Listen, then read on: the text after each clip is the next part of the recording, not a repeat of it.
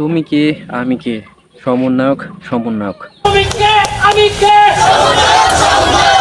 দেখুন স্লোগানের মধ্যে কত তফাৎ। কিছুদিন আগে কি ছিল যে তুমি কে, আমি কে, রাজাকার রাজাকার, কে বলেছে কে বলেছে, স্বৈরাচার স্বৈরাচার। আর আজকের নতুন স্লোগান, তাও আমার নিজের ক্যাম্পাস রাজশাহী বিশ্ববিদ্যালয়। কি স্লোগান? তুমি কে, আমি কে, সমন্বয়ক সমন্বয়ক। এই স্লোগানের কারণটা কি? দেখুন, খুব সহজ একটা বিষয়।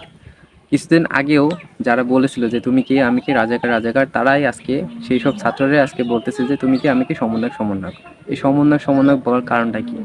আমরা দেখেছি যে ঢাকা বিশ্ববিদ্যালয়ের যে 6 জন ছাত্রনেতা সমন্বয়ক, অর্থাৎ সমন্বয়ক যারা নেতা ছিল, তাদেরকে ডিবি পুলিশ হেফাজতে নিয়ে একটা ব্রিফিং করছে সাংবাদিকের।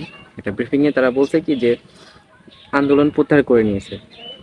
এখন কি হয়েছে যে যারা সাধারণ শিক্ষার্থী, যারা অন্যান্য শিক্ষার্থী আছে, তারা এই জিনিসটা ভালোভাবে দেখছে না, মোটে ভালোভাবে দেখছে না। এই মোটে ভালোভাবে না দেখার কারণটা কি?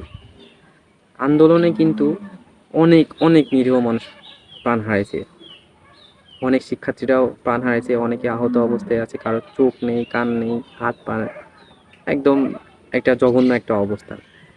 আর এই অবস্থায় যে আন্দোলনে যে প্রত্যাহার করে নেওয়া, তার ডিবি পুলিশের কার্যালয়ে বসে, এটা আসলে অনেক শিক্ষার্থী এই জিনিসটা আসলে ভালোভাবে দেখতেছে না। না দেখার কারণটা কি দেখেন, যে আন্দোলন সম্পর্কিত এই যাবৎ যতগুলো অ্যানাউন্সমেন্ট আসছে সবগুলো কিন্তু ঢাকা বিশ্ববিদ্যালয়ের ক্যাম্পাস থেকে আসছে, কিন্তু বর্তমানে যে অ্যানাউন্সমেন্টটা আসলো সেটা ডিবি ডিবি কার্যালয় থেকে আসলো। আর ডিবি কার্যালয় থেকে আসার কারণে এই জায়গায় অনেকে মনে করতেছে কি যে হয়তোবা তাদেরকে ফোর্স করা হয়েছে। অনেকে তো এরাও বলতেছে যে ডিবি পুলিশ হারুন হয়তো বা তাদের মাথায় পিস্তল ঠেকাই হয়তো বা একটা জোরপূর্বক এই অ্যানাউন্সমেন্টটা সাধারণ মানুষের কাছে প্রচার করছে। আবার অনেকে এটাও বলতেছে যে তারা হয়তো বা বিক্রি হয়ে গেছে, কিংবা তাদের জীবনের ভয়ের কারণে তারা হয়তো বা এই অ্যানাউন্সমেন্টটা দিচ্ছে। যার কারণে যারা অন্যান্য ছাত্র আছে, আরেকটা বিষয় বলি, যে দেখুন এই সমন্বয়ক যারা 6 জন সমন্বয়ক, এই সমন্বয়ক শুধু কি যে এই শুধু 6 জনের মধ্যে কিন্তু সীমাবদ্ধ না। টোটাল প্রায় 70 জনের মতো সমন্বয়ক হয়তো বা ঢাকা বিশ্ববিদ্যালয়ে ছিল, যারা সবাই একত্রিত। আর এরা, এই 6 জন সমন্বয়ক, এরা কিন্তু প্রধান লিড দিয়েছিল, যার কারণে তাদেরকে প্রধান হিসেবে দেখা হতো। কিন্তু বর্তমানে যে প্রেক্ষাপট চলতেছে, সাধারণ শিক্ষার্থীরা এবং অন্যান্য যে সমন্বয়করা আছে, তারা কিন্তু এই যে প্রত্যাহার, আন্দোলন প্রত্যাহারের যে ব্রিফিংটা, এটা কিন্তু তারা ভালো চোখে দেখতেছে না এবং তারা এটা মানতেছে না। যার কারণে দেশে কিন্তু আজও আজও কিন্তু অনেক জায়গায়, বিশেষ করে আমার রাজশাহী বিশ্ববিদ্যালয়ে আমি দেখলাম এটা, যে তুমি কে, আমি কে, সমন্বয়ক সমন্বয়ক। অর্থাৎ এরা দ্বারা এটাই বোঝাচ্ছে যে প্রতিটা ক্যাম্পাসের স্টুডেন্টরা এখন একতাবদ্ধ হয়ে গেছে। তাদের একটাই দাবি, তাদের একটাই কথা, যে তারা এখন এক এক মানে এককভাবে তারা সবাই এখন সমন্বয়ক। আলাদা যে আপনি একজন সমন্বয়ক, আমি একজন সমন্বয়ক, এরকম না।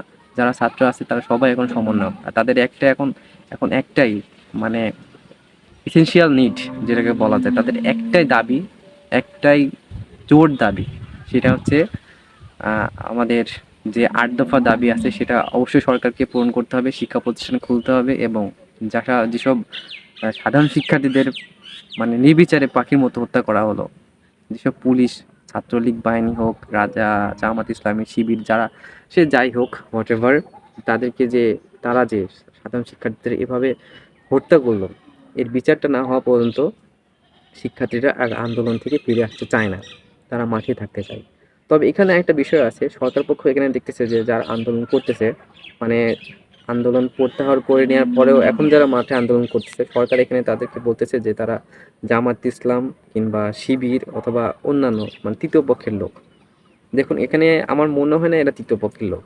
এদের দাবি কিন্তু সরকার পতনের কোনো দাবি না। আমি যেটুকু বুঝলাম, আমি নিজে একজন শিক্ষার্থী, আমি চাই না যে এই আন্দোলনটা সরকার পতনের কোনো আন্দোলন হোক। আমার দাবি, আমি নিজে একজন শিক্ষার্থী, আমার আমার আমার জায়গা থেকে আমি যে দাবিটা উপস্থাপন করবো সেটা হচ্ছে, যাদেরকে নিরীহভাবে পুলিশ হত্যা করছে। আমি গতকালকে একটা ভিডিওতে দেখলাম একটা শিক্ষার্থী 7 তলা কিংবা 8 তলা হয়তো একটা ভবন আছে, সেখানে একটা জায়গাতে লুকায় আছে নিচের দিকে, ওখান থেকে পড়লে সে মারা যাবে, সে লুকায় আছে পুলিশরা থেকে বাঁচার জন্য। পুলিশ সে জায়গায় আসে, তার মাথায় সরাসরি 6 থেকে 7টা, মানে তারপর মাথায় আঘাত করলো, গুলি করলো। তার মৃত্যু নিশ্চিত হওয়ার পর সেখান থেকে তারা চলে গেল।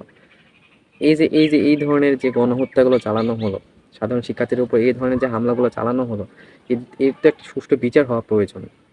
এই বিচারটা অবশ্যই হওয়া প্রয়োজন। আমি মনে করি যে এই বিচারটা জাতির উদ্দেশ্যে, জাতির সামনে এই বিচারটা হওয়া প্রয়োজন।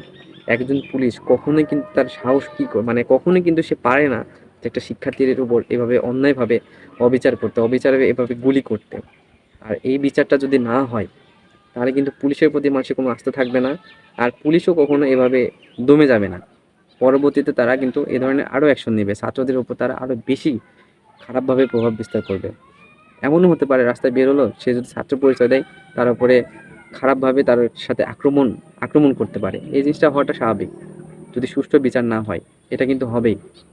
তাই আমি মনে করি আমার জায়গা থেকে, আমার রাজশাহী বিশ্ববিদ্যালয়ের শিক্ষার্থীরা যেহেতু বের হয়েছে, ছোটো ভাই বড় ভাই যারা আছেন তারাও হয়তো বের হয়েছে, সবাই মাঠে নামছে, তাদের একটাই দাবি যে এর একটা সুষ্ঠু বিচার হোক, জাতির উদ্দেশ্যে, জাতির সামনে এর একটা বিচার হোক। বিচার হওয়াটা প্রয়োজন। এখানে সরকারের বিরুদ্ধে কোনো আন্দোলন না, সরকার পতনে কোনো আন্দোলন না। এটার একটাই দাবি যে সরকার যে সিদ্ধান্ত নিয়েছে, যার ভুলে আজকে এত মানুষ মারা গেল, সরকার তাদের অ্যাপোলাইজ করুক, ভুল স্বীকার করুক, জাতির উদ্দেশ্যে ভুল স্বীকার করুক, এবং যেসব শিক্ষার্থীদের যেভাবে নীরবে হত্যা করা হলো তাদের একটা সুষ্ঠু বিচার জাতির সামনে করা হোক। আর সমন্বয়ক বলতে এখন আমি মনে করি যে সমন্বয়ক আসলে ছড়িয়ে ছিটে কোনো সমন্বয়ক নাই এখন, মানে নির্দিষ্ট করে কোনো সমন্বয়ক নাই এখন। যারা শিক্ষার্থী, যারা যারা ছাত্র, যারা বিশ্ববিদ্যালয়ে পড়েন কিংবা কলেজে পড়েন, তারা সবাই সমন্বয়ক। এখন সবার একটাই দাবি, এই বিচারটা যেন সুষ্ঠুভাবে হোক। তাই আমি মনে করি যে সবাই একতাবদ্ধ হয়ে মাঠে নামা উচিত। ইভেন এই আন্দোলনটার জোর মানে আরো গতিবান করা উচিত। তবে অবশ্যই আমাদের এখানে খেয়াল রাখতে হবে যে আন্দোলনটা কখনোই যেন সরকার বিরোধী আন্দোলন না হয়। কারণ সরকার যেভাবে আছে সেভাবে থাক, কিন্তু যে ন্যায় বিচারটা আমাদের প্রয়োজন, সেই ন্যায় বিচারের জন্য সরকার করুক।